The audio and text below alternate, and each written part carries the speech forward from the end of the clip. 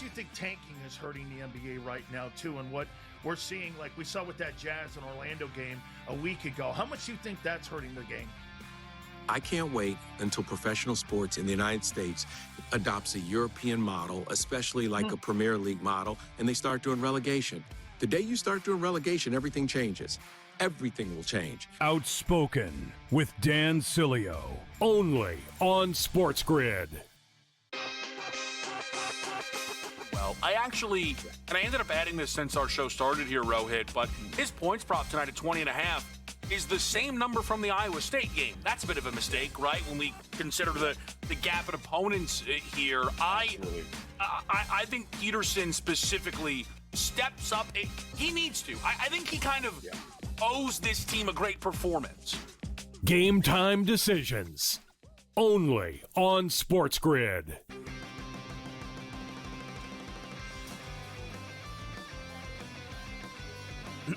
Class is in session. Today, let's talk about the teaser. A teaser is a multi-leg bet where you shift the point spread in your favor. You get better numbers, but every selection has to win. It doesn't matter what you bet if you don't have the insights. Tune into SportsGrid and get ahead of the class.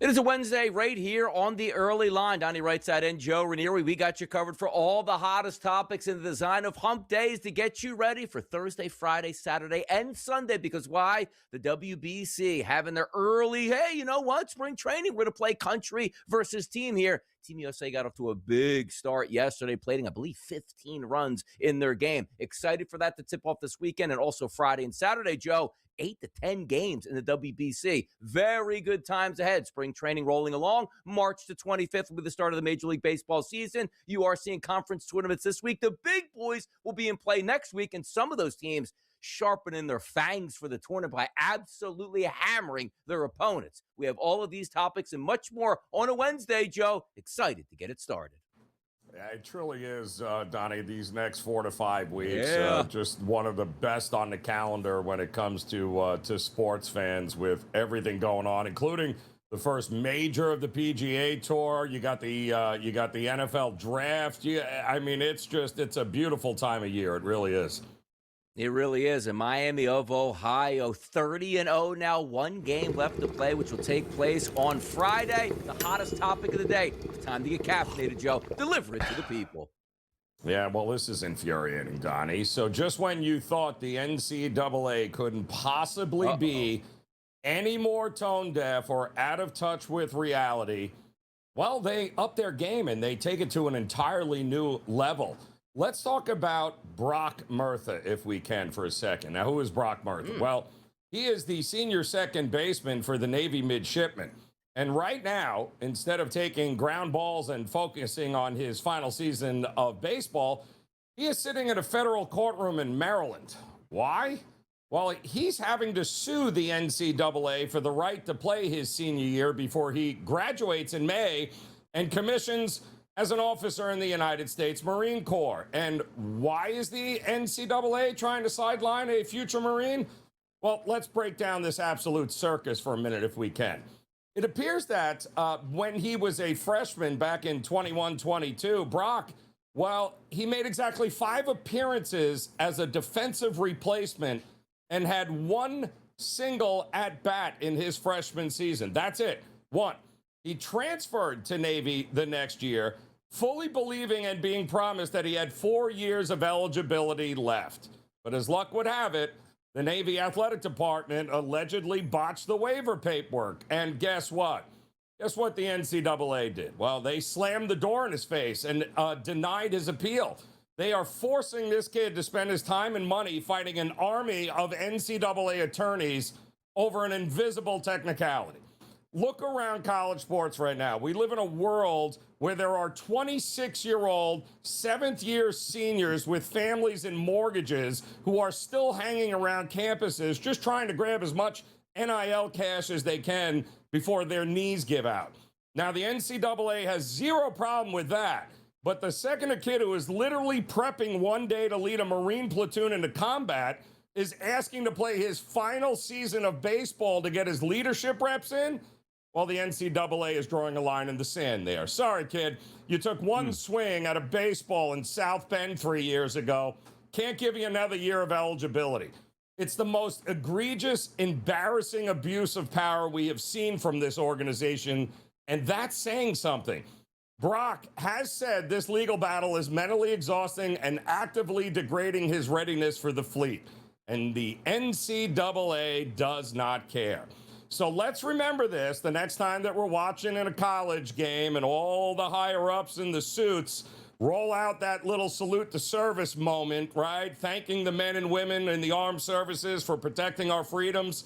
Well, remember Brock Murtha. Remember that the incompetent blowhards running college sports will gladly use service members for a PR stunt, but will drag them into federal court over a clerical error and one at bat as a freshman. Brock, we're all rooting for you, man. And Donnie, let's just hope that the judge hearing this case is a military academy graduate, shall we? Exactly. Maybe, or even like Bill Belichick can make that phone call there because, he's big with the Navy as well. Some things are just the optics of it don't make any sense. Like, oh, clerical error. Let's change the paperwork. Push it through again. See if it works. Oh, it did. Fantastic. You get an extra season. No harm, no foul at this point. Sometimes it just doesn't make sense. And as they like to tell us, Joe, life isn't fair. This one's ridiculous. Hopefully it gets overturned. And also, we're not talking about a 6-year senior at Tennessee trying to play quarterback for 5 straight years because he wants to make $17 million in a new NIL. Dude is just looking to play baseball before he has to defend this country, and we're holding it against him. Tough times out there, NCAA. Make the right move. Come on now. Let's get to the early lineup today. Some hot topics along the way. Jurickson Profar. You're supposed to take the drugs to get the contract, and when you get the contract, don't take the drugs anymore. Not Jurickson Profar. He's looking to light that entire contract on fire. So, yeah, next year, it looks like we might have a lockout. We'll even get paid here. 162-game suspension for Jurickson Profar for the Atlanta Braves. Wasn't he just suspended last year for the same thing? Oh, all right. Lesson learned. Listen, Donnie, you just can't help stupidity. And no matter what you do, you just can't help stupidity, man. I mean, bye-bye, Jackson Profar. I don't know what to tell you. How you can fail not one, but now 2 in a row in back-to-back seasons, that's on you, my man. That's nobody else's fault but your own. Look, we need an A-Rod type press conference where he sits next to his cousin who doesn't really speak too much English. He said, this guy got it for me. I used it one time. It didn't work. What's the big deal out here? Now, Jurickson Profar, 162, he's gone. And again, next year, maybe a lockout. Who even knows if he even plays for the Braves again at this point? I love this next topic. I hope we can talk about this for days in advance here. When you are a really bad football team, the last thing you're supposed to do is spend money on a running back. The Jets had a chance last year to trade this running back at the deadline and get some compensation back. They said, no, let's not do that. Now they're in a contract dispute, which means they slap a franchise tag on a running back that's going to tie up, $15 million in salary cap space and also do absolutely nothing for your team on the field because your design this year is absolutely getting your general manager, your head coach probably fired and starting the regime once again once you find a quarterback. Breece Hall gets a tag, and I laugh at stuff like this, Joe. Well, Donnie, I mean, it's the Jets. What else can I tell you? And they waited till like the very last second, right, at the 4 o'clock deadline to actually announce this. So you're talking about a little over $14 million for him, which puts him in the Saquon, Christian McCaffrey, and Derrick Henry category.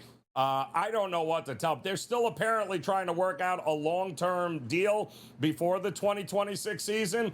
But if you're a running back, Donnie, yeah, you'll take the $14 million, but you, at 24 years old, you got to take the money now. Injuries happen. Like, you need that long-term deal. Unbelievable. Here we go, Bryce. So I'm gonna spell out how he's gonna play out this year, Joe. Oh, you don't want to give me a new contract? Going to give me that franchise tag? Ooh, ankle hurts this week. Ouch. Yep. Hamstring a little bit sore. Ooh, hip contusion this week. Wow, Breece only played 3 games, so he's fresh when he gets a chance to get another contract on a team that's actually trying to win. Khalil Mack. Hey, man, people pay for sacks. I don't care how old you are. If you can get to the quarterback, there is always a job for you in the NFL. See Brandon Graham of the Philadelphia Eagles as well. Yeah, I mean, listen, Khalil Mack still got a little left in the tank, Donnie, and he has shown that. But also the influence on a locker room, too, cannot go unnoticed. I mean, that is tremendous that he's thought about it and that he's going to give it a go for one more year. That's kudos, man. That helps the Chargers in a big way. Just when you thought the Jets were the stupidest franchise, Cincinnati's always going to be one of the stupidest franchises in professional sports. Trey Hendrickson, we don't want to trade him for a second-round pick or a third-round pick combined here. We want to keep him and pay him money. Then he's going to have an injury, and then we're just going to let him go. Congratulations, Bengals. You played yourself. Again, you can't fix stupidity, Donnie. I do not know what to tell you. That's why how Cincinnati has Joe Burrow still is beyond me. Absolutely beyond me. Drew Dahlman retires as a really good center for the Chicago Bears. That's a tough blow. The Atlanta Falcons will be on the road in Madrid in 2026. Yes. And Adama Traore, stop lifting weights, they told him. What world are we living in, Joe? Yeah. Stop lifting weights, please, will you? Don't want the athletes lifting weights. I don't want to lift weights either anymore. We'll be right back at the early line. We're just getting started.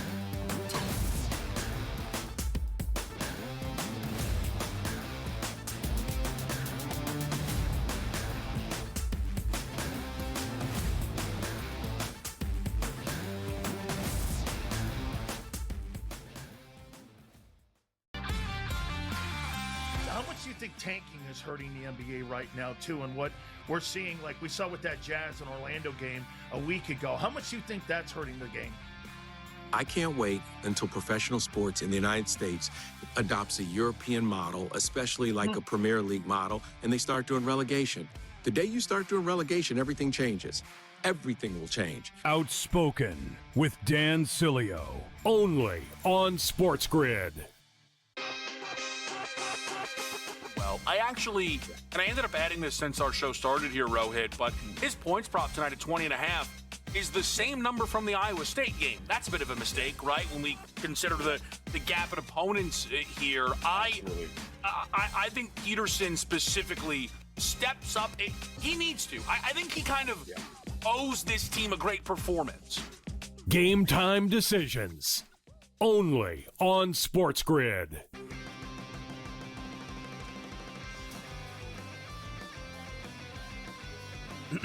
Class is in session. Today, let's talk about the teaser.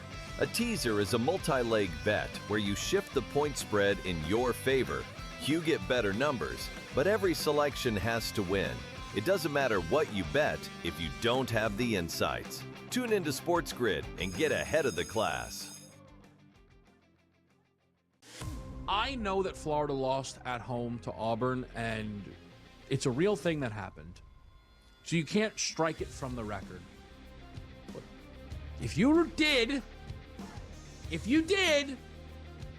I think Florida's looked like the best team in college basketball for about 2 months. And I think there are a bunch of results that suggest that. College basketball today, only on SportsGrid.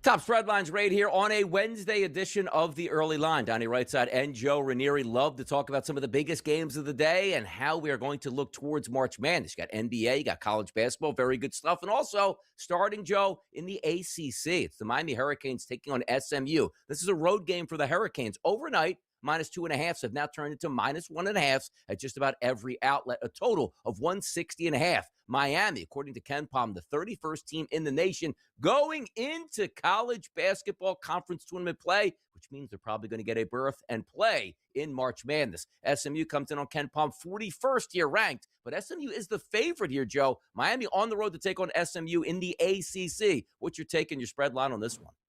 Well, this is a very important game for seeding and selection Sunday if I'm SMU. The problem with SMU is that, Yeah, they've had a decent season, but they haven't been able to beat any quality basketball teams. And if they're not able to beat Miami at this point, which is a top, like you mentioned, Donnie, top 35 team in the country, what's going to happen to you, SMU? Are you even going to make the tournament? Are you going to be on the outside looking in? It's not a great matchup for them. They're very soft in the interior. They don't have the kind of big men who play at the rim like Miami does. All of their offense generally comes from the outside. So Miami could have their way with this SMU team, and I think they will, quite honestly. I think Miami, they've done really good against teams like SMU. They, too, have had some difficulty with the better teams, but this is a much bigger game for SMU than it is Miami.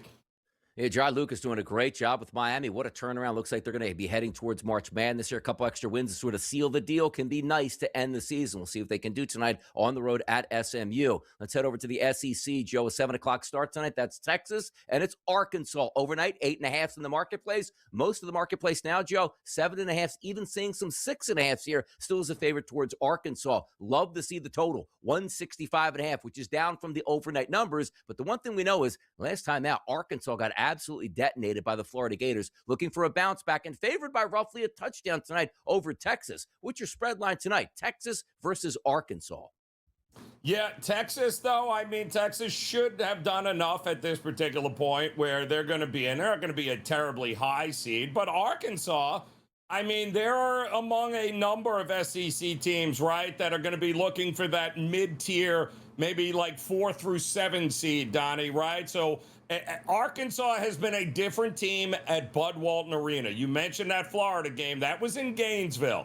They are a different team on the road, Arkansas, which begs the question, how in the world are they going to fare in March Madness when all those games are going to be on the road? But this one isn't. This one's at Bud Walton, and they have played like a top 5 team at Bud Walton this year. I think Texas is in trouble here. I think this is one of those games where Arkansas bounces back and goes scorched earth. Texas cannot compete with Arkansas from the outside. I think Arkansas runs away with it.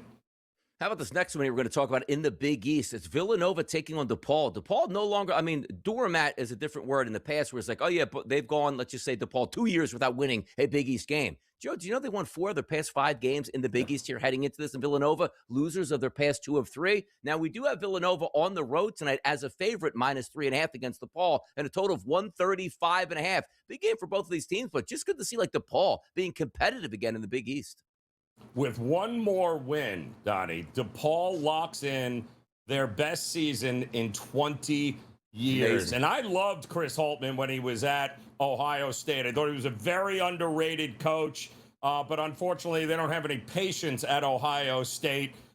Instead, DePaul, well, guess what? He has done an amazing job. DePaul, with a win, will lock them into no worse than a 6th-place finish in the Big East. That is absolutely crazy. That will be DePaul's first top-half Big East finish in program history. That is ridiculous here. I'm rooting for him here tonight. Yes, Nova's kind of taken a step back here, Donnie, to your point, over the last couple of games. But there is no doubt, at home, DePaul, senior night, this is going to be a fun one. This is kind of one of those sneaky good ones here that I'll take the points with the home dog. OKC, New York Knicks, Madison Square Garden. OKC, a 4 to 4.5 point favorite, depending on where you're shopping, and a total of 221.5. Last night, Joe, the Oklahoma City Thunder were taking on the Chicago Bulls. I said, you know what? I think the Bulls can hang around in this one. That they did, Joe. Hung around within 8 points here to get the 10.5 point cover. But tonight, OKC maybe rested some players last night to get ready for tonight against the New York Knicks. Should be a good one in the Garden, Joe. What's your spread line tonight? Thunder, Knicks. Yeah, well, that's the whole thing, right? So OKC knew this back-to-back game was coming because they knew they didn't have to start everybody, SGA and others, last night in order to take down the Chicago Bulls. They didn't cover, by the way, either. But I do like the Knicks' effort last night against the Raptors, especially in the fourth quarter. They brought the defense, and that's what the Knicks are doing. They're taking it up a level here on the defense. I think it's a great matchup at the Garden. It's nothing but OKC money overnight, but I'd be careful. I think the Knicks can hang with them at home.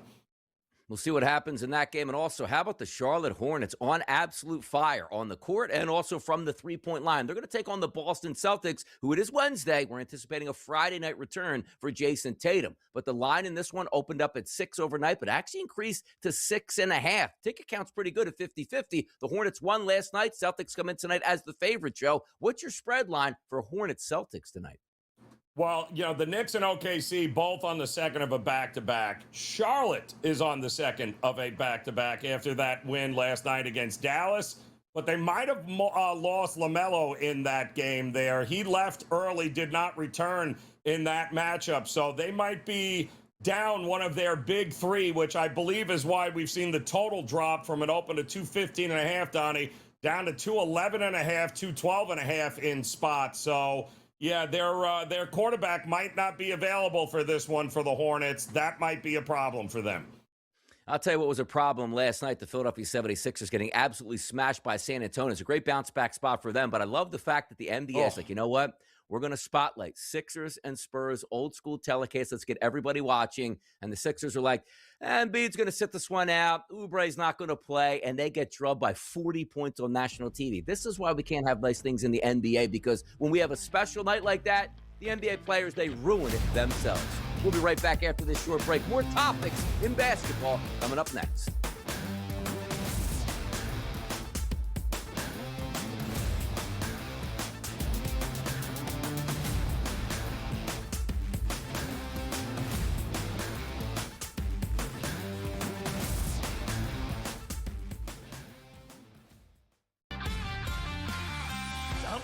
Tanking is hurting the NBA right now too, and what we're seeing, like we saw with that Jazz and Orlando game a week ago, how much do you think that's hurting the game? I can't wait until professional sports in the United States adopts a European model, especially like a Premier League model, and they start doing relegation. The day you start doing relegation, everything changes. Everything will change. Outspoken with Dan Cilio, only on SportsGrid. I actually, and I ended up adding this since our show started here, Rohit, but his points prop tonight at 20.5 is the same number from the Iowa State game. That's a bit of a mistake, right? When we consider the gap in opponents here. I think Peterson specifically steps up. He needs to. I think he kind of owes this team a great performance. Game time decisions, only on SportsGrid.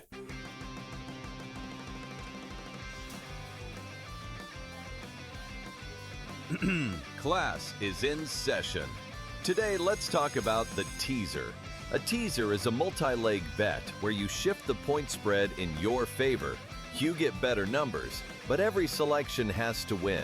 It doesn't matter what you bet if you don't have the insights. Tune into SportsGrid and get ahead of the class. I know that Florida lost at home to Auburn, and it's a real thing that happened. So you can't strike it from the record. But if you did, I think Florida's looked like the best team in college basketball for about 2 months. And I think there are a bunch of results that suggest that. College basketball today, only on SportsGrid.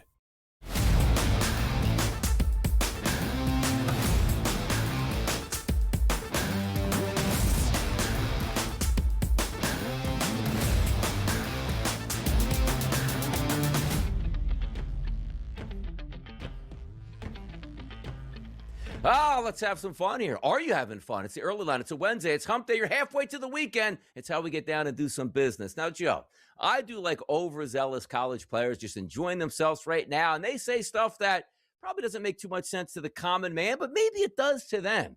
AJ Dybantsa, one of the best college basketball players who just might be the #1 overall pick in the NBA draft, riches right away, but by the way, he gets paid a lot of money to play at BYU here. He, quote, said this, Joe: I might not leave college. My mom wants me to stay and get a degree.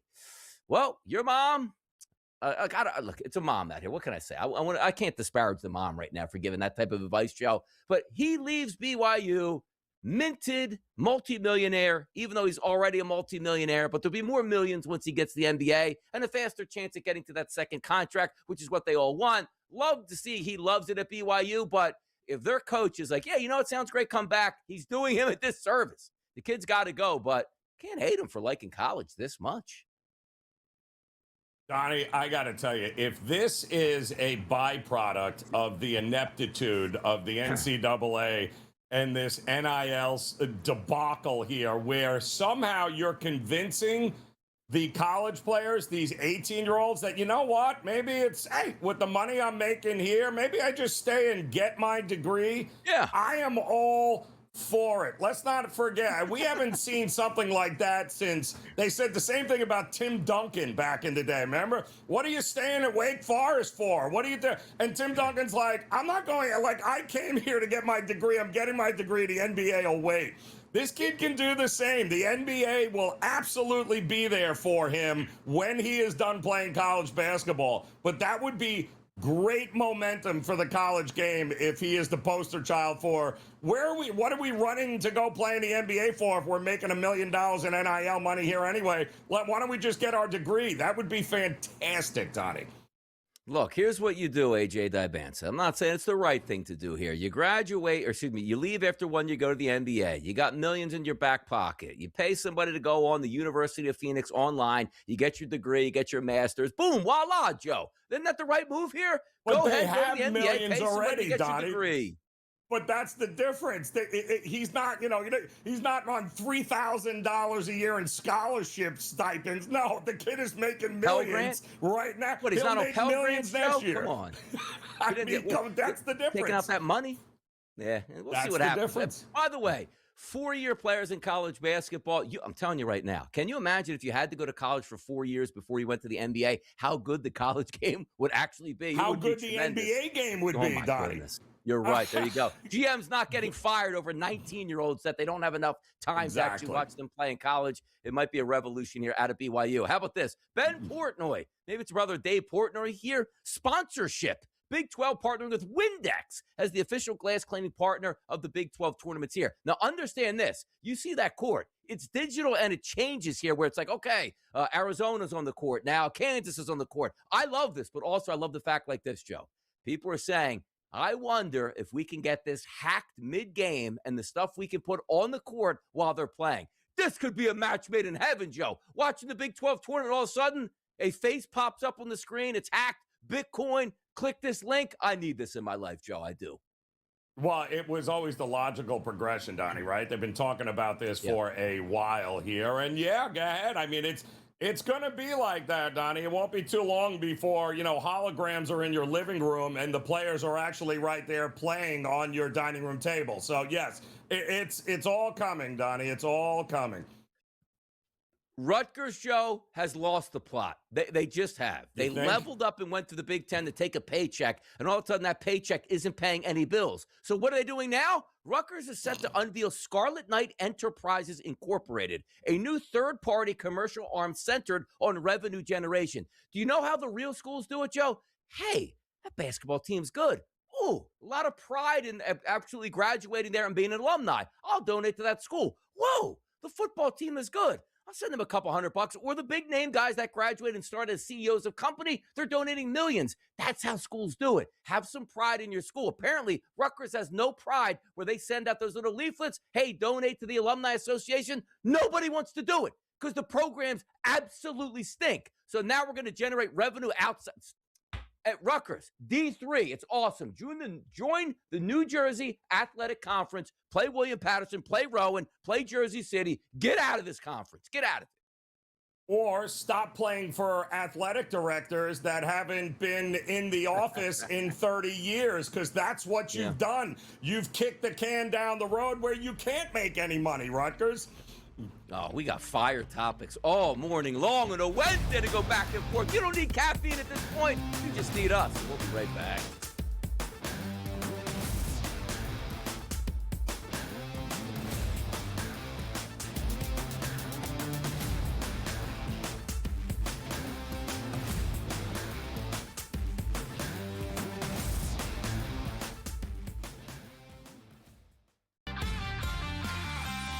much do you think tanking is hurting the NBA right now, too? And what we're seeing, like we saw with that Jazz and Orlando game a week ago, how much do you think that's hurting the game? I can't wait until professional sports in the United States adopts a European model, especially like a Premier League model, and they start doing relegation. The day you start doing relegation, everything changes. Everything will change. Outspoken with Dan Cilio, only on SportsGrid. Well, I ended up adding this since our show started here, Rohit, but his points prop tonight at 20.5 is the same number from the Iowa State game. That's a bit of a mistake, right? When we consider the gap in opponents here. I think Peterson specifically steps up. He needs to. I think he kind of owes this team a great performance. Game time decisions, only on SportsGrid.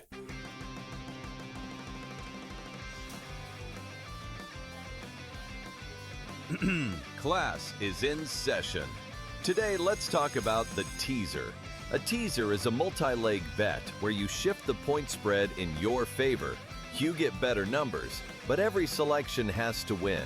It doesn't matter what you bet if you don't have the insights. Tune into SportsGrid and get ahead of the class. I know that Florida lost at home to Auburn, and it's a real thing that happened. So you can't strike it from the record. But if you did, I think Florida's looked like the best team in college basketball for about 2 months. And I think there are a bunch of results that suggest that. College basketball today, only on SportsGrid.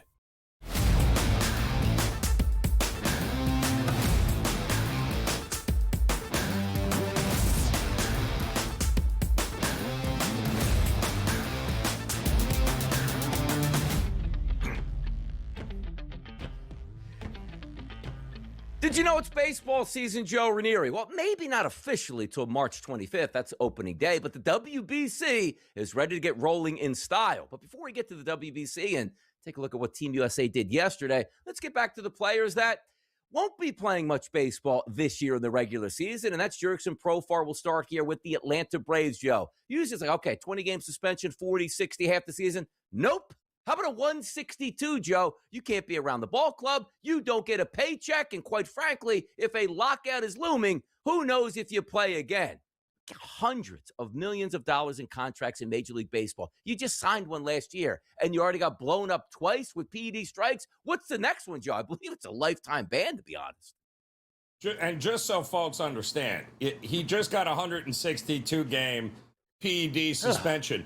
Exactly 1 year after he already served 80 games for the same offense. So this is now back-to-back seasons in which he has been caught using performance-enhancing drugs. It's just, you can't help stupidity, Donnie. Honestly, I don't know what to tell it. There is zero. It might be the only thing in sports, Donnie, where there's actual personal accountability and personal responsibility, right? You can't blame anybody else for the oops, you're responsible for what goes into your body. This level of ridiculousness, he shouldn't be allowed anywhere near a baseball field.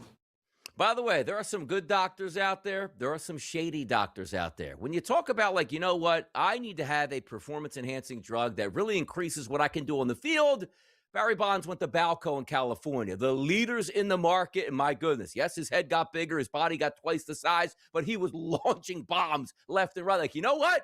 Those PEDs actually work. Let's take you back to the Philadelphia Phillies here. Johan Rojas, who for years couldn't hit a beach ball at the plate, a terrible, terrible batter, who did run around pretty fast in center field to make a couple plays every once in a while. This guy just got hit for PED suspension here. He's out for 80 games. So I say to myself, is his doctor, whoever prescribed him this or gave it to him, laughing like in high school where somebody sold you oregano instead of weed? What happened to Rojas? What type of PED was he on?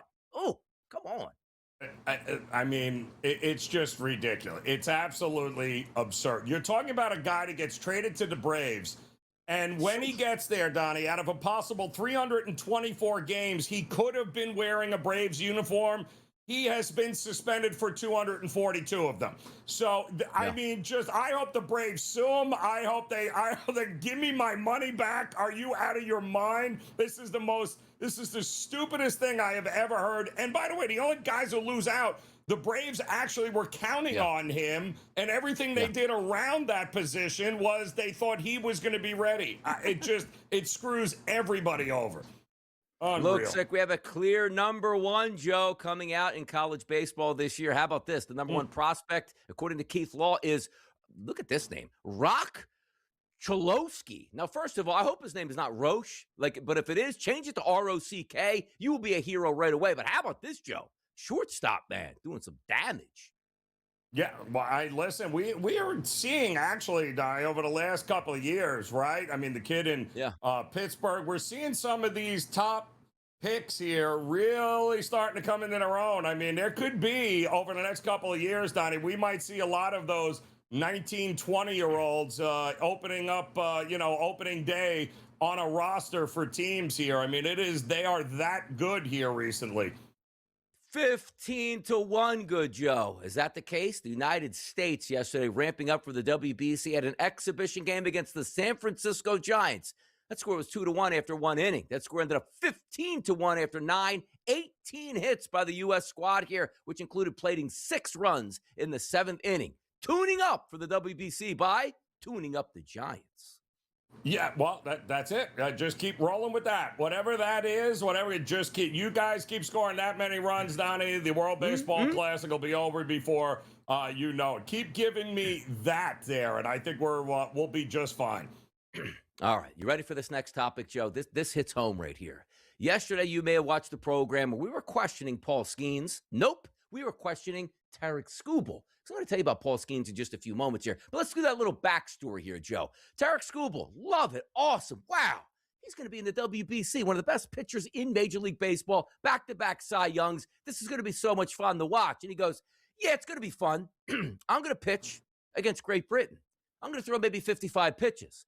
As soon as that game is done, I'm not even taking a shower back there. I'm going to just get on a private jet and head back to Detroit camp and cheer on the boys from afar. Now let's bring in Paul Skeens, who also won a Cy Young last year. Skeens goes, yeah, I'm going to pitch in the WBC semifinal. And if they advance, I'm going to need 4 to 6 days of rest. Looks like the final will be in about a week's time. There is a chance that Skeens is like, yeah, I'm sticking around. Give me that ball to win the WBC. I'll be out there for my squad. While Tarek Skubal is already back in Detroit camp. What are we missing here, Joe? We have Captain America out here, and then we have a guy ducking? Come on. Listen, behind the scenes, Donnie, he could have done all of that without telling us he was going to be doing all of that, right? He could have came out, just pitched against Brett, and whatever reason, he could have gone back. We would have, but the fact that he laid all of that out there ahead of time, the optics are absolutely atrocious. And kudos to Paul Skeens, because Paul Skeens is being, hey, listen, I'll pitch however many times you need me to pitch. And Skubal's like, yeah, you're going to get 2 innings, 3, and then I got to go back to spring training. So good luck. I'll come back and cheer you on if you make it to the finals. Like, you got to be kidding me. Now, this is like vacation for the players. Like, I understand what spring training is, but spring training is boring as hell. You are telling me you don't want to get around the best players in baseball, have some fun, shoot it before the Major League Baseball season starts. And yes, you pitch against Great Britain, but you want to hang around. And Joe, did I miss something where it's like, I can't get my work in with Team USA. I got to go back to spring training. Like there's no mounds where they're going to play in WBC. You can't throw a bullpen session while you're there. You can't hang out with the boys. And I guarantee you this. You stick around with Team USA. Talking about Tarek Skubal. You're telling me after he pitches, the camaraderie rises day to day there. These guys will be talking about how great it is, like it was the U.S. Olympic champion gold medalist, the hockey team. Like, this was the greatest 2 weeks of my life. You get a week and a half in, and all of a sudden you're playing in the WBC championship game, Joe, and the next thing you know, he's like, you know what? Skip. Give me the 7th inning there. Give me I am ready to go in there. It's just amazing because missing out on an opportunity where they might win the WBC and you're not even around for the celebration. It's just a whole odd story. It really is. It really is. And again, it was just handled ridiculous. All you had to do was say the right thing, smile at the camera. You didn't have to tell anybody what your intentions were. And nobody would have questioned it. Nobody would have questioned. Because also there's a chance, you don't make it to the finals, right? I mean, there's a chance that this doesn't work out, and nobody would have known but no. He had to come out and make that case, and now, okay, let's see how that works out for you. Like, you see, and I'm not equating this, Joe, to a playoff baseball run of the World Series, but the reason why I see starters pitch in the postseason is because it's not a normal game flow, which either is the WBC, and starters aren't going to pitch game 1, game 2, and game 3. Here's what they do, Joe. Pitch game number 1, pitch game number 4, and then it's usually like a bullpen day for them anyway in game 6 or 7. Hey, I got an inning for you, coach, or Skip. Like, I can go out 20 pitches at this point. That's all we're asking for. Hey, be available in a big spot where we might need you. And who wouldn't want to come in? What pitcher, Joe, Cy Young, would not want to come in and say, you know what? All the eyes of the baseball world are watching. Skip, give me that baseball in the bottom of the 9th. I'm going to go end this thing here. You know who did that last? Shohei Ohtani on a world stage against Team USA, striking out Mike Trout. Legends can be made in this moment, and it doesn't take a lot, Joe. It really doesn't. No, it doesn't. And listen, despite the World Baseball Classic, we always said, right, pitching was going to be key. And we all understand anybody watching it is not expecting Skeens to go out there and throw 7 innings, 8 innings. No. We were never expecting any of these guys to do anything more than 3 innings here or there, right? So this is just all unnecessary for him, and he brought it upon himself. So kudos to him. Way to go, Paul. And kudos to Paul Skeens, by the way, for stepping up and being like, whatever it takes. Yeah. Hey, man, I might pitch twice here. I might not. No big deal. I'm going to hang around with the boys, and away we go. USA is the favorite at a minus 110 price in the WBC. Let's see how that plays out. Cam Stewart joining us next on a Wednesday. That means we're getting some golf information, people. Up next.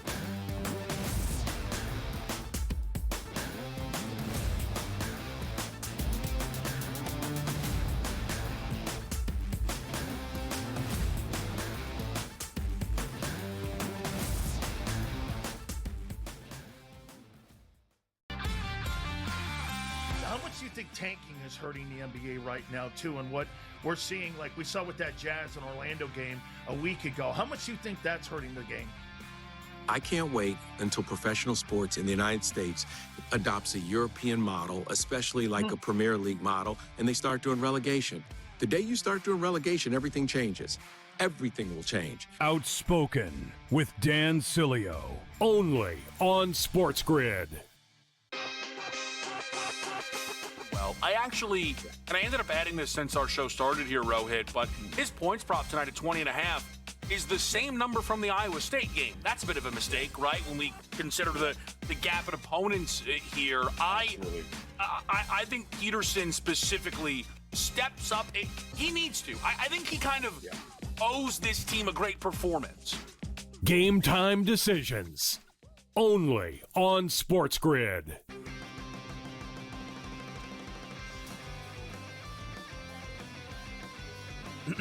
Class is in session. Today, let's talk about the teaser. A teaser is a multi-leg bet where you shift the point spread in your favor. You get better numbers, but every selection has to win. It doesn't matter what you bet if you don't have the insights. Tune into SportsGrid and get ahead of the class. I know that Florida lost at home to Auburn, and it's a real thing that happened. So you can't strike it from the record. But if you did, I think Florida's looked like the best team in college basketball for about 2 months. And I think there are a bunch of results that suggest that. College basketball today, only on SportsGrid.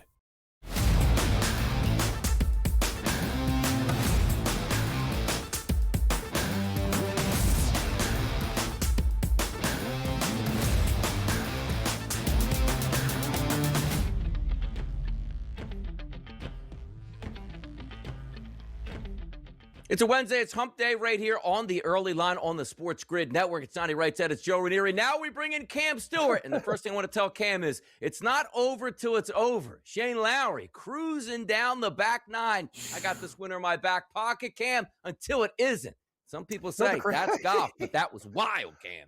Wow. Wild. I don't know why this guy can't close the door in North America, especially in the United States. But I'll tell you something. In Scotland or Ireland in a major, he's money in the bank. Joe and I talked about it in the green room. I've never seen a professional cold top a drive and hit two balls so loose. Like, I'm not talking like 50 yards. I'm like, that thing, the minute he hit it, I'm like, oh my God, it might hit the condos on the other side of the water. Like, what's going on here? I don't understand it, guys. I had Lowry top 5 and 10. We clipped that, but on the bet boost, very hard. And Joe, that my finger was hot, Donnie, ready to hit the cash out button. I'm like, nah, he saved double bogey. He's not going to do it again. Next shot, buy cash out, buy money. But anyway, we move forward. What a crazy, crazy tournament. And yeah, Sugar Shane, I don't know what's wrong with this guy. He loves finishing top 5 at that event. He just can't close the damn door with his family there too. But we move on to Arnie's place, the Arnold Palmer. What a great beverage and a great tournament. Hopefully we can have good things happening this week. Everyone loves a smooth Arnold Palmer after the winter. I'm telling you, I'm going to be having a lot of them. But first, what are we going to do with this tournament? We're looking for value. It's hard to find. You got Scheffler, you got Rory, right? So what did I do, guys, instead? I put a parlay together. Scheffler and Rory top 10 plus 150. That's something that I started with. And then we're going to do placements because only one guy wins. I think that's a great number, guys. I think Scotty Scheffler can win. And Rory McIlroy, he's one of my favorite picks this week. We clipped him before for a top 5 and 10, so we got plus 150 for those guys. Scheffler, you want to lay 40 cents in a baseball or a hockey game? That's fine with me. I'll take top 5 minus 140. I know in golf we don't want to lay juice, but I will this week. Top 10s, we got Rory, minus 115. We got Colin Morikawa, plus 180. Outrights, I only got 3, guys. Matthew Fitzpatrick, great ball striker. That's what you have to do at Bay Hill. 28-1 on a boost. Sepp Straka, the Georgia Bulldog. Great price at 60. I love him this week. And watch out, Joe and Donnie. I talked about the European invasion. Nikolai Højgaard. Sometimes his brother Rasmus gets a lot of pub, but Nikolai's playing way better golf than his brother. They're twins. They're hard to separate. But I'll tell you one thing. Nikolai Højgaard has literally almost won the last few weeks. He's had a couple really bad holes. If he can get rid of the double or triple, very similar to Rory, I think he can win that tournament at 65-1, guys. There's no value with Scheffler or anything, so I might as well take them in the top 5 markets and try to get plus money with that parlay, guys. That's what we're doing. Watch out. Colin Morikawa finished second in this tournament last year, and he's playing good golf, Joe. I also have him for a first-round leader coming out of the gate at 27-1. I like that, and I always take Jake Afternoon Nap, one of my favorite Thursday Warriors, at 35-1. Did you pass over Hovland this week? I mean, this has usually been a tournament where he's pretty good too, and then he just disappears on Sunday here. But he was another guy that usually starts pretty good in the first round leaderboard markets there. But you like Morikawa to come out firing too. I do. I think Colin Morikawa has figured something out. I know he's not going to fire this caddy. He's got a win under his belt this year. How many did he go through, Joe? 5 or 6? Like, honest to God, hire me. I'll work for cheap. I'll tell you, this guy really loves this course as well. So Colin Morikawa has figured it out. What's his bugaboo? It's his putting. So those are things that I'm really looking at. The plus 180 price for a top 10 in Colin Morikawa, I really, really like that. And laying 15 cents with Rory for a tournament that I think he can win. Let's remember, guys, this is a specialized event, too. This is a signature event. We have less players in the field. So sometimes we have to lay a little bit of juice with Scheffler and McIlroy. So those are guys that I'm looking at. Good call, Joe, on Hovland. The problem with Victor Hovland right now, I haven't seen enough. He's had a couple really good rounds in a couple tournaments, but he's just one of those guys. It's like, oh, here's Victor with a 67, then a smooth 75. So until he gets more consistent, I can't bet everybody on the card. I like the Europeans this week, but Victor Hovland didn't make the cut. $20 million there, $20 million purse up for grabs here. Scotty Scheffler, the favorite here, just looking at FanDuel at a plus 310 price. Cam, let's flip it over to the ice. And last night, Tage Thompson came home. Tage Thompson scored a goal. Tage Thompson and the Sabres won 3-2 over the Golden Knights to sit at 36-19-6 on the season, 18-8 at home, Cam. Could you be the good luck charm there for the Sabres this year? I was supposed to go to the game last night. I was actually there. My buddy had tickets. He called me too late. I was flipping out. I go, next time you want to invite me to Vegas, let's go, man. I am the Sabres guy. I'm Sabertooth now. You don't talk about producer Tommy every time I'm in this building. And I'll tell you something. Donnie, I've had some heartbreaks this year, Joe, but getting the Buffalo Sabres at one point at plus 130 to make the playoffs, they're literally minus 3,000 now. Like, you got to, like, you know what I mean? These guys are absolutely on a heater, and they're winning games that they need to win. What team goes into Florida, beats the Panthers, and then goes to Tampa Bay and has a 4-0 lead and smokes them 6-2? I don't know what's going on. This team has finally turned the corner. Great draft picks. Oslin, Rasmus Dahlin. They're getting goaltending from Lyon and Pekka Luukkonen. They're very, very solid, the Sabres. And when I watch them play, they never get outworked. It's a beautiful thing. Guys, I got a hockey pick for you. I'm going to tell you this. Let's go. I used to be Tommy Toronto. This Leafs team's a train wreck. Even Donnie's Flyers go in there and slap the Leafs upside the face. I will fade these guys till the end of the year. Remember, the Boston Bruins own their first draft pick. These guys don't need to win games. They're mathematically basically done. Everybody wants the GM Treliving gone, and now they play the Devils. I would lay 20 cents with the New Jersey Devils. The Toronto Maple Leafs are listless. This team has a lot of problems. They don't have draft capital. They have players who make a lot of money. Total rebuild in the future for this team. I don't mind laying 20 cents with the Devils, guys. I think that's a good pick tonight. And I think the Leafs, if you fade them throughout the year, they're going to lose a hell of a lot more games than they win. Let's put it that way. Gonna have to fade my Panthers too, Cam, as much as I hate to admit it, man. I mean, we haven't seen, it's been a while since we've had a Stanley Cup champion not even make the postseason the following year. I think the Kings were the last one back in 2015-16. But it's just not, and don't bring Barkov back, right? Like, just don't. Like, just wait till next year. Joe, this team has won a couple Stanley Cups. Like, there's no problem here. There's people in Toronto who would give their left arm for Stanley Cup. The people in Buffalo just want the playoffs. The Florida Panthers are one of the most successful franchises. It's not their year. And that's the thing about hockey, guys, moving forward when we talk about it from a future standpoint. All those extra games that Florida played, they start to catch up with you. Tampa Bay, the same thing. The Lightning are a little bit different, but that's the thing. The Florida Panthers have played so many key hockey games against good teams to win Stanley Cup. It's finally starting to take its toll on these guys right now. I'd also look at the New York Islanders as a dog in Anaheim tonight. That's a straight pick 'em, but I'll take the Devils. Oh, no, the Ducks have been great to me. Quack, quack, quack. But they're making things very interesting. They've been playing with fire. The Islanders could catch them tonight, guys. Trade deadline coming up in the NHL, something to certainly watch. And we got Cam Stewart sticking around here on the Sports Grid Network for us to tell us all about it. Cam, thanks for joining us today. We appreciate it. Thanks, for guys. Joe and Donnie, we'll be right back after this short break.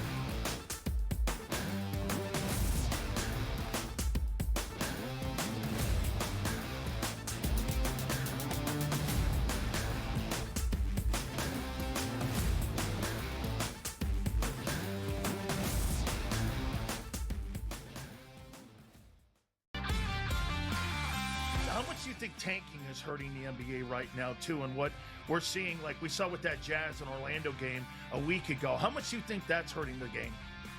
I can't wait until professional sports in the United States adopts a European model, especially like a Premier League model, and they start doing relegation. The day you start doing relegation, everything changes. Everything will change. Outspoken with Dan Cilio, only on SportsGrid. Well, I ended up adding this since our show started here, Rohit, but his points prop tonight at 20.5 is the same number from the Iowa State game. That's a bit of a mistake, right? When we consider the gap in opponents here. I think Peterson specifically steps up. He needs to. I think he kind of owes this team a great performance. Game time decisions, only on SportsGrid.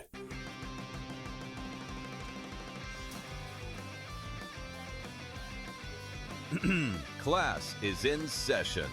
Today, let's talk about the teaser. A teaser is a multi-leg bet where you shift the point spread in your favor. You get better numbers, but every selection has to win. It doesn't matter what you bet if you don't have the insights. Tune into SportsGrid and get ahead of the class. I know that Florida lost at home to Auburn, and it's a real thing that happened. So you can't strike it from the record. But if you did, I think Florida's looked like the best team in college basketball for about 2 months. And I think there are a bunch of results that suggest that. College basketball today, only on SportsGrid.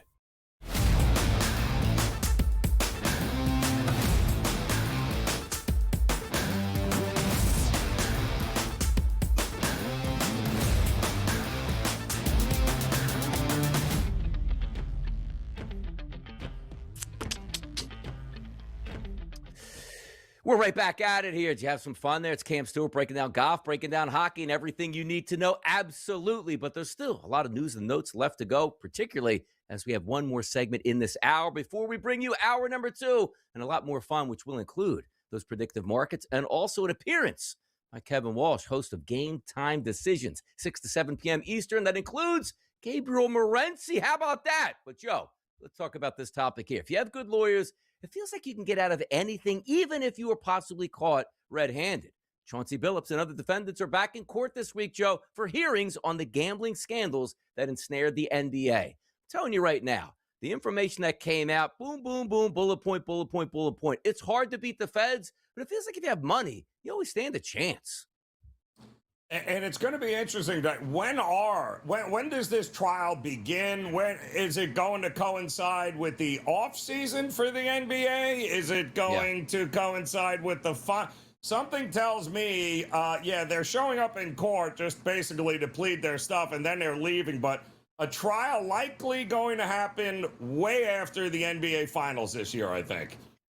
How about this other story from the NBA? And by the way, how old is Harrison Barnes at this point? He's been playing since like the year 1996. A 364-game played streak came to an end last night. He was ruled out against the 76ers, so they didn't need him versus the Sixers. They killed him. But it is nice to see that not everybody needs load management, Joe, apparently.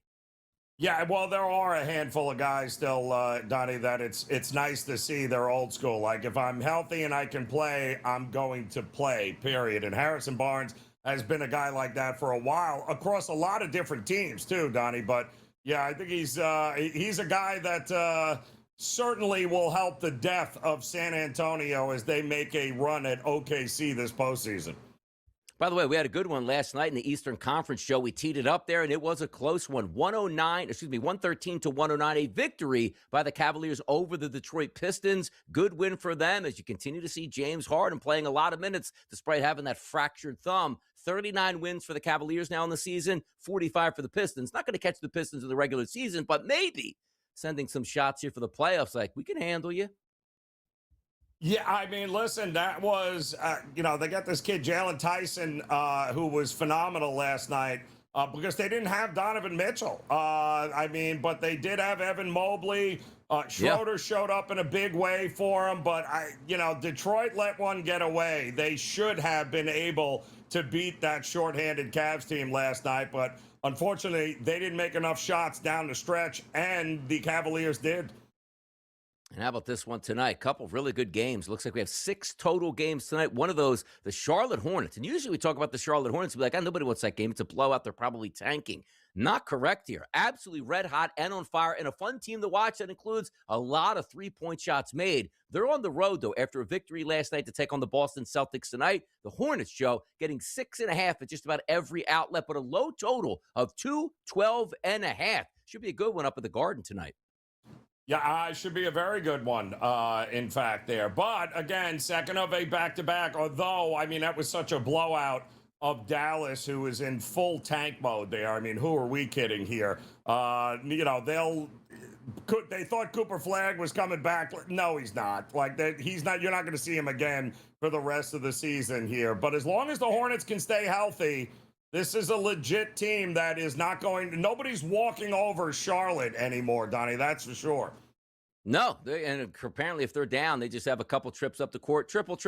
Oh, they're right back in this game. So interesting team to watch down the stretch, and also an interesting look at who's going to win the Rookie of the Year. Is it Con Knippel now? That's the favorite, and we'll be able to carry this thing.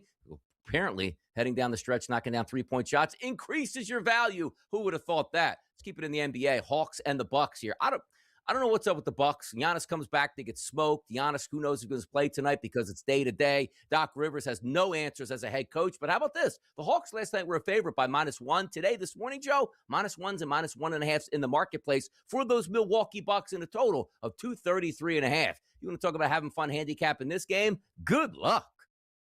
Yeah, well, I got to tell you, Jonathan Kuminga has really shown up and shown out here. He is just making the Golden State Warriors look terrible in his brief stint here with the Hawks. They're going to play up-tempo. I'm having a hard time thinking to sweat out an under in this game because I don't think we're going to get less points. I think we're going to get more points. Now, there's a spot tonight that I do like in the association, Joe, and you might have to wait till the end of, or midway through hour number 2. So it's Utah Jazz against the Philadelphia 76ers. The Sixers got smashed by 40 last night. Sixers are laying close to double digits tonight. Nobody wants to bet the Sixers. They stink. Hour number 2 is next.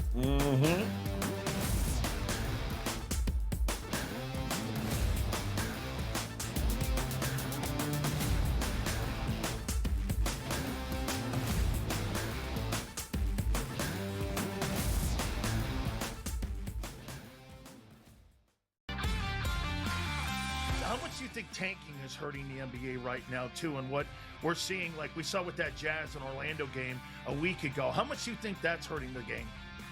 I can't wait until professional sports in the United States adopts a European model, especially like a Premier League model, and they start doing relegation. The day you start doing relegation, everything changes. Everything will change. Outspoken with Dan Cilio, only on SportsGrid. Well, I ended up adding this since our show started here, Rohit, but his points prop tonight at 20.5 is the same number from the Iowa State game. That's a bit of a mistake, right? When we consider the gap in opponents here. I think Peterson specifically steps up. He needs to. I think he kind of owes this team a great performance. Game time decisions, only on SportsGrid.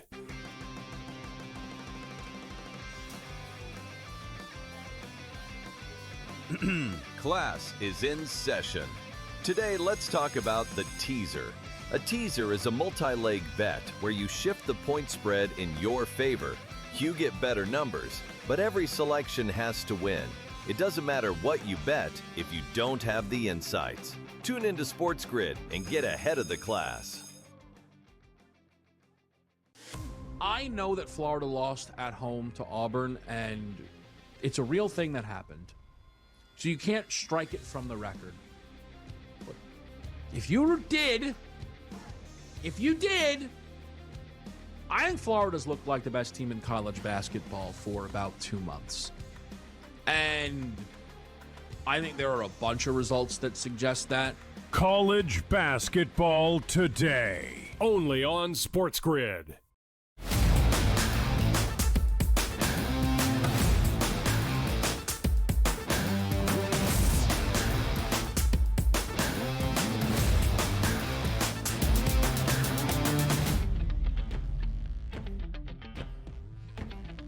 Hour number 2 officially underway. What an action-packed hour it's going to be right here on the Early Line SportsGrid Network. Donnie Rightside, Joe Ranieri, Kevin Walsh is going to... Wait, what? Kevin Walsh is going to join us. We haven't said that in years on this early program. But also, we have prediction markets on the way. A lot more fun, Joe. And the hot topics, they never stop, do they? They don't. They don't, but we got ourselves quite a next 4 to 5 weeks here, though, Donnie, that are going to be a whole lot of fun in the sports landscape. So get ready for it. It truly is one of the best times of year in sports. Maybe even a ramped-up, caffeinated Joe. I'm hearing behind the scenes. Is that true? Do you want to release any information about that, Joe, or no? No, I am. I can't. I am sworn to secrecy here, but you'll have to tune in and find out tomorrow. Yeah, let's get some extra topics in here. Now, granted, name changes are interesting. Like, I don't think, Joe, you had a different pronunciation of your last name multiple times throughout your career. It's Joe Ranieri. That's what we know you have it. Donnie Rightside. Haven't really changed that either. Bobby Okereke, Bobby Okereke, Bobby no longer with the New York Giants as they saved $9 million by cutting him here. Did they cut him, Joe, because nobody understood how to pronounce his last name? Is that the truth? Yeah, I think Harbaugh was going down to Ross and be like, listen, this is too much. Like, he's got to go. Like, I can't figure it out. I'm buying vowels here. I still can't come up with it. So, yeah, no, he's out. Yep, absolutely out. But there, you know who else? Yeah. I mean, changing names, $9 million. It is what it is. But how about this one, Joe? Kyler Murray, quote, I failed us here in Arizona. And then he decided to throw a jab. It's like, hey, man, it's been like 70-plus years since we won anything. You want to try to blame me for this? So sort of a shot out the door. We'll get some new looks around the NFL. But, boy, it just didn't work out in Arizona. It's a shame because he was an electric player. But results are results, Joe. Yeah, I mean, results are results, and that's what this league is all about. But, effort is also pretty much what it's about. And the big red flag with him, even coming out of Oklahoma, was that I don't know how much he loves football here. He might be a little lackadaisical, and he really was, Donnie. When you want to play Madden more than you want to actually play the game and practice at it, you got yourself an issue. Like, I don't even think he liked to play Madden. It was more like, let me get some Battlefield or Call of Duty in him. We had those get released. Say, hey, look, I'm studying. No, I'm not. I'm playing these games online. It is what it is. Let's get to some golf talk here because we are, Joe, on the Florida swing, which gets closer and closer to TPC Sawgrass and the Masters here. Let's hear Henley talking about the Players' Championship. I mean, I think it's a major. It's our home tournament. I don't know the statistics on like what they say like best field in golf or whatever, but I mean, it is. And the history with that tournament, I mean, I've always considered that a major in my mind, and it's just such a tricky golf course, and it rewards great shots and typically, and it visually is very intimidating, and I feel like if you have a good week there, you've done a lot of really good things. And, you look at the past champions and nobody hasn't really favored any one player. And people typically don't win it back to back unless you're Scotty, but it's a tournament I always look forward to. I love the challenge of it. And, it's one of the, I consider it a major. It's a great course, Joe. Why do we love the Masters a lot? It's a beautiful golf course. We know exactly what those holes are year to year. Same thing with TPC Sawgrass. We know exactly what to expect. It's a monster field and a lot of fun. Yeah, I mean, the 17th green at 100 yards and watching everyone just drop it in the water on Saturday and Sunday is also what that course has become to be known about. But Russell Henley was last year's champion here at the Arnold Palmer Invitational, which they're playing this week. So let's see if he can go back-to-back here and roll it into the Players. Young golfer looking to do some damage at the Masters coming up. Here's Chris Goddard talking about that Masters practice round. Ooh, I'd love to do that. Like, the one that really, the shoot on 18 is much tighter than TV gives it credit for. And I would say, like, 2 with no people there, 2 green is so wild looking because it looks so massive on TV, and obviously the framing of all the people behind you, and it's just like the green's just thrown in like perfect grass, obviously. So it looked much smaller and different. And then I would say 1 green was much more severe than TV gives it credit for. So like, you have obviously a tough tee ball, and then you have to hit a good second shot to be able to, get it in the right section. Masters talk, Joe. Love it. Early April. It's signal spring is here. Yeah, it does again. And this next 4 to 5 weeks, including the Masters there and the NFL draft and the postseason for the NHL and the NBA, not to mention March Madness. Opening day. We got a lot going on here over the next month. We do, and it's the early lineup time, those hottest topics here in the sports landscape. Opening day, not for Jurickson Profar. He's going to be watching from home, and you know what? He's going to watch the next 161 games from home as well. Suspension for PEDs, the full season. Come on now, Jurickson. Yep, can't fix stupid. I mean, you just lost another year after you already served last year 80 games for the same offense. You can't fix stupid, man. And it's the only thing left in sports where there's any personal responsibility actually leveled on the players. And it can't be somebody else's fault. That's all on you, Jackson Profar. The Jets are tanking this year. The Jets don't want to win any football games. The Jets have franchise tagged a running back, Joe. Make it make sense. Yeah, and now under the what? The guys that they're going to figure out a long-term deal? No, they're not. This is going to be all drama heading into, into camp, and they're never going to work out a long-term. It's just the Jets being the Jets. Maybe the names and faces change, but it's still the Jets, Donnie. Remember Khalil Mack played for the Buffalo Bulls in college football? Well, he's still sticking around the NFL. People need to sack the quarterback. He says he can still do that. He doesn't have any plans to retire.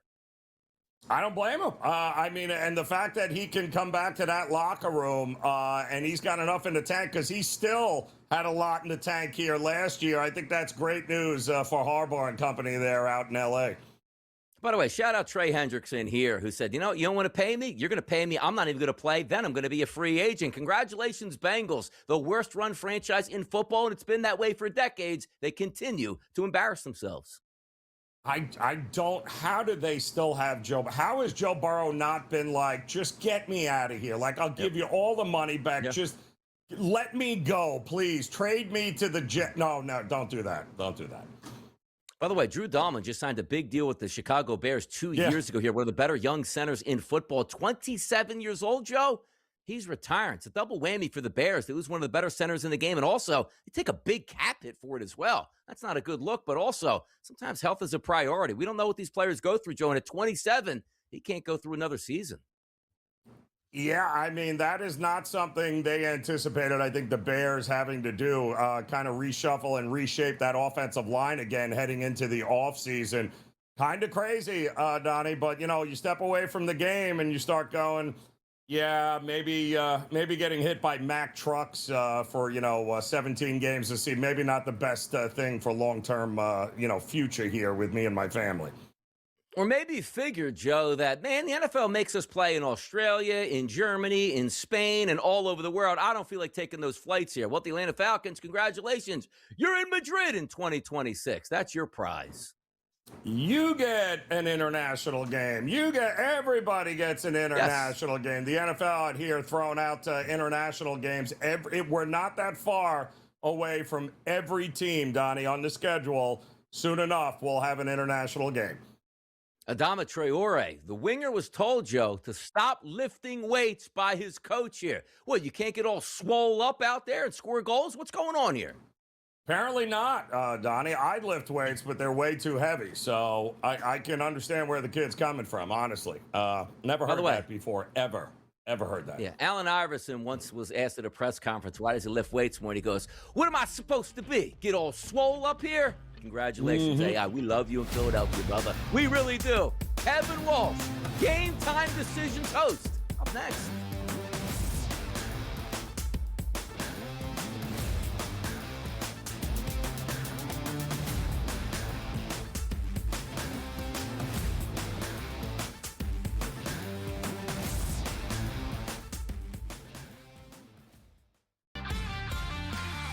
How much do you think tanking is hurting the NBA right now, too, and what we're seeing, like we saw with that Jazz and Orlando game a week ago? How much do you think that's hurting the game?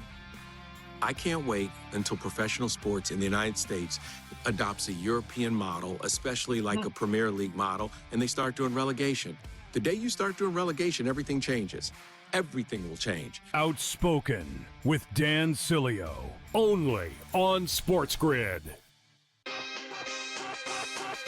Well, I ended up adding this since our show started here, Rohit, but his points prop tonight at 20.5 is the same number from the Iowa State game. That's a bit of a mistake, right? When we consider the gap in opponents here. I think Peterson specifically steps up. He needs to. I think he kind of owes this team a great performance. Game Time Decisions, only on SportsGrid.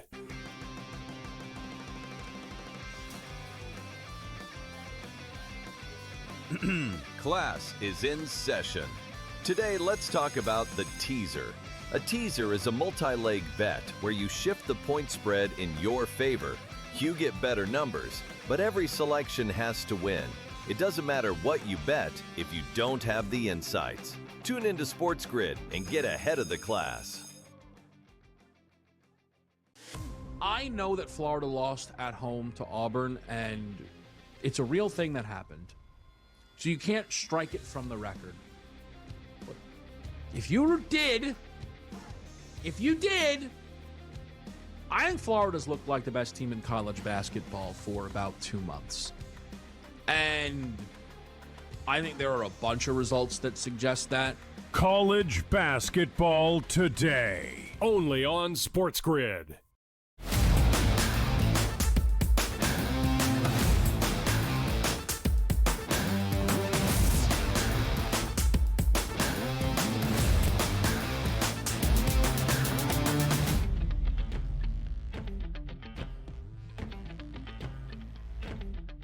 You know, we save the best for the 8 o'clock hour. And sometimes people on the network have a tough time waking up this early, but we got to put that call in. People have to show up and respond. My name's Donnie Rightside. He's Joe Ranieri. And the guy we're bringing in next, if you don't know him here, I schooled him in this industry here. And look how far he's come along to be the host of Game Time Decisions, radio on the network at 6 p.m. with Gabriel Morency. Love to have him. He's back. It's Kevin Walsh on the early line. How about this?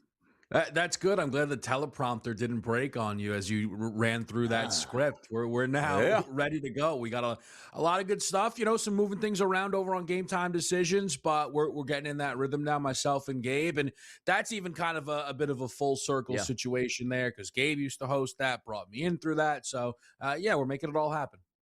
By the way, I got to say, the setup looks fantastic. It looks crisp. The camera's there. The background is sensational. You got the SportsGrid logo there. Yeah. You got the beard trimmed up, the hair looking good. And away we go, Kevin. We know you love the NBA. And the NBA, you know, for me, not really big in the regular season. I love the NBA in the playoffs. It's so exciting. I can't wait till they get there. But could we have a preview tonight in the Garden when OKC comes to town to take on the New York Knicks tonight? Graphic shows the Knicks are actually the underdogs at plus 4.5 in a total of 221.5. OKC did play last night, rested some players. Come on, man. Give us the breakdown, Kev. What's going on in the Garden tonight?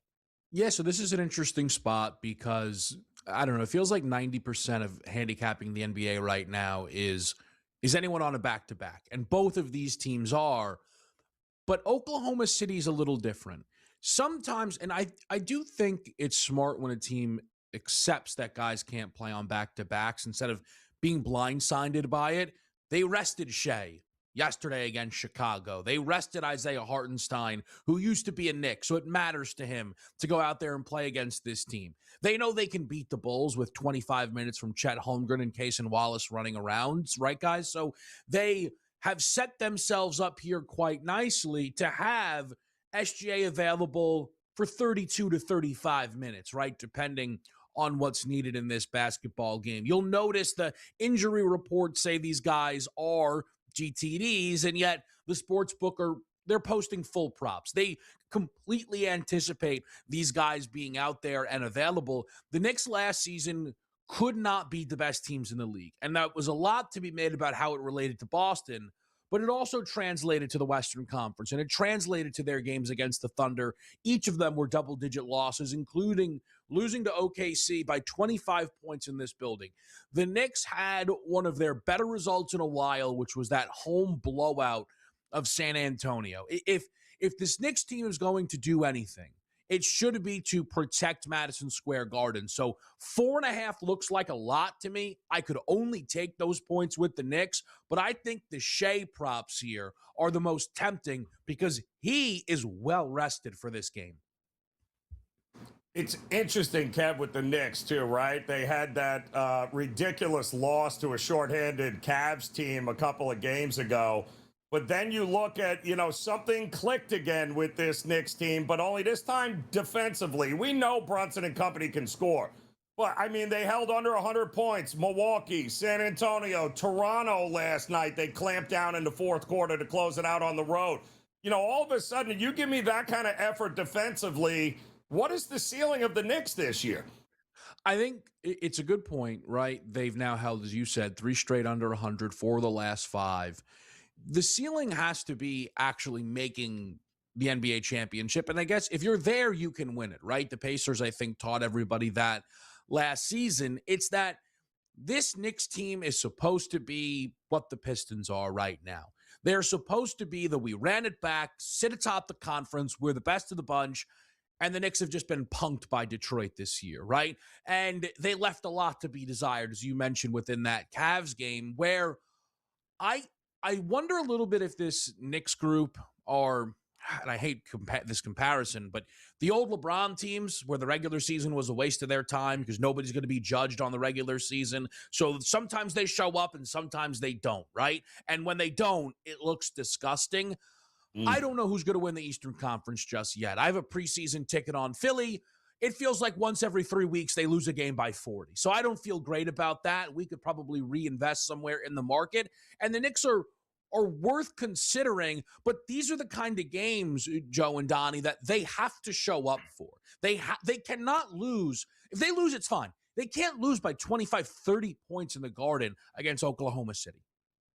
Measuring stick games is what we're looking at. It's a huge game in the Garden tonight. The boys tonight on Game Time Decision certainly had you covered right before game time, 6 to 7 right here on the network. It's Kevin and it's Gabe here. I want to ask you this question, Kevin, because we do a lot of stuff here on the early line, which includes in the predictive markets. And it's nice to get a LeBron James backer here. I've been screaming months here. And on Kalshi, you can bet this, Kevin. LeBron James announces his retirement before the 2026-2027 season. The fine print is, yeah, he can announce his retirement and play the season, but that's not the way it reads. He would have to retire before the season starts and not play any games next year. Kevin, it was trading as high as 46% on January the 14th, and it's crashed all the way down to 16% now. There is no way LeBron James does not have a tour where he goes around the NBA and gets his flowers. No chance he retires before the season next year. Or, Kevin, are we hearing some of those rumors where, he's going to lead the Las Vegas or Seattle franchise and become an owner right away? I don't believe it. Do you think LeBron is playing next year? I do, just because he still clearly can, and I don't think he's going to be satisfied with how things end in Los Angeles. The one thing that I'm interested about the LeBron retirement tour stuff, and again, I ultimately think he plays next year. I do wonder if it becomes an in-season announcement next year instead of a before the year, because I do think he's going to struggle to walk away, and I don't think he wants to do what Tom Brady did. I don't think he wants to announce he's retiring and then not retire. He's going to, because he's LeBron, probably on this show, love you both, get crushed no matter what he does. Retire, not retire, do a tour, don't do a tour, go to the Cavs, go to the Knicks, go to the Warriors, stay in LA. He can never do right for some people. Ultimately, I think he plays next year. I think the Cavs are the favorite. I think the Knicks have a legitimate chance to get him. I think that the Lakers are continuing to not just waste his time, but waste Luka's as well. Look, always remember this, Kevin. Jordan played against plumbers and electricians here. LeBron had to play the best of the best. We'll leave that here. It's Kevin Walsh. Catch him on GTD tonight, and we'll see him tomorrow.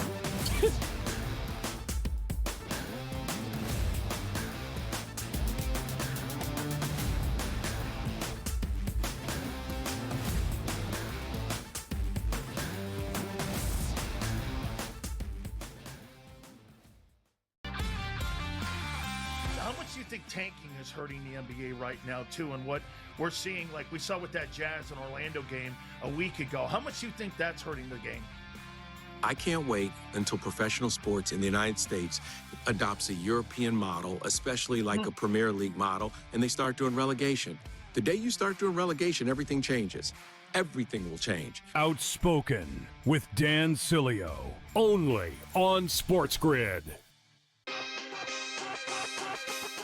I ended up adding this since our show started here, Rohit, but his points prop tonight at 20.5 is the same number from the Iowa State game. That's a bit of a mistake, right? When we consider the gap in opponents here. I think Peterson specifically steps up.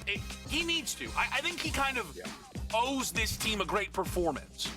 Game Time Decisions, only on SportsGrid.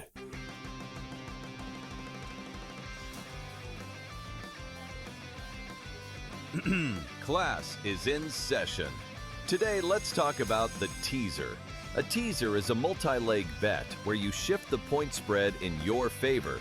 You get better numbers, but every selection has to win. It doesn't matter what you bet if you don't have the insights. Tune into SportsGrid and get ahead of the class. I know that Florida lost at home to Auburn, and it's a real thing that happened. So you can't strike it from the record. But if you did, I think Florida's looked like the best team in college basketball for about 2 months. And I think there are a bunch of results that suggest that. College basketball today, only on SportsGrid.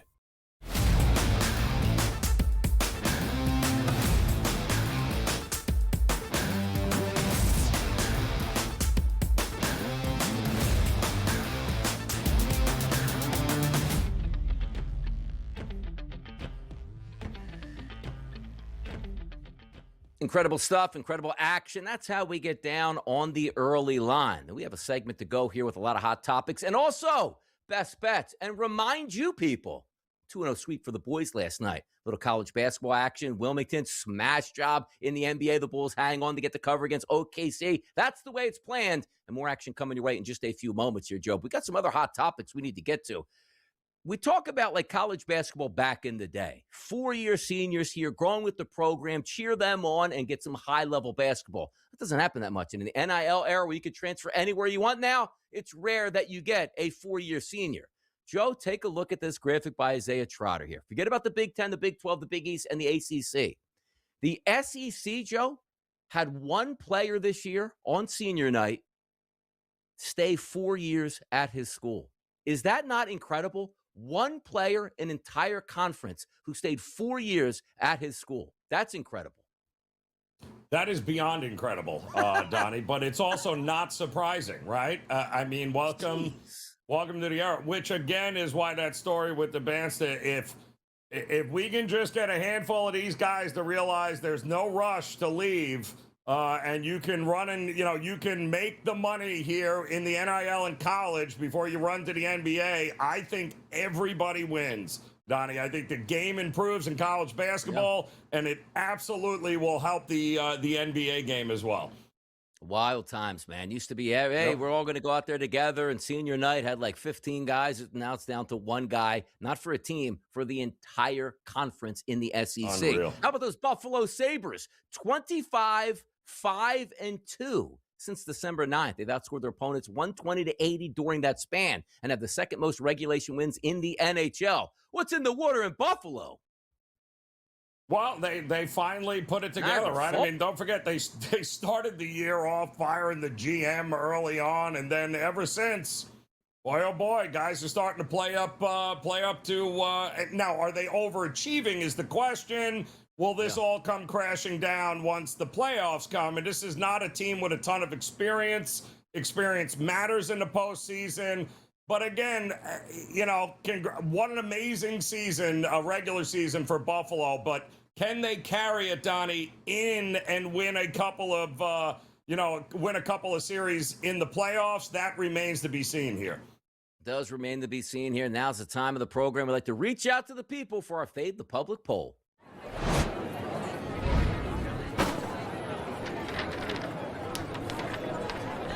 Pretty good question here on the SportsGrid Network, at SportsGrid on X. Who will be chosen as the number one pick in this year's NBA draft? 4 options: Peterson, Dybansta, Boozer, and Senak Jr. And no surprise that Senak Jr. is getting about 2% of the vote here. I don't think anybody even knows who that guy is. Boozer, Dybansta, and Peterson. For me, I went Dybansta. Who'd you go with, Joe? Yeah, I think Peterson's going to get it, period. I think he's the guy that is going to garner the most attention. He is the guy that's already garnered the most attention, and he is a game changer. And quite honestly, Donnie, his game, I think, currently will translate into the NBA better than some of those other guys, which they're great talents, but it might take them a little longer here. I think Peterson is the guy that goes right from Kansas right to the NBA and starts and makes a difference for a team. How about right to some best bets here? 2-0 last night. Here's bye.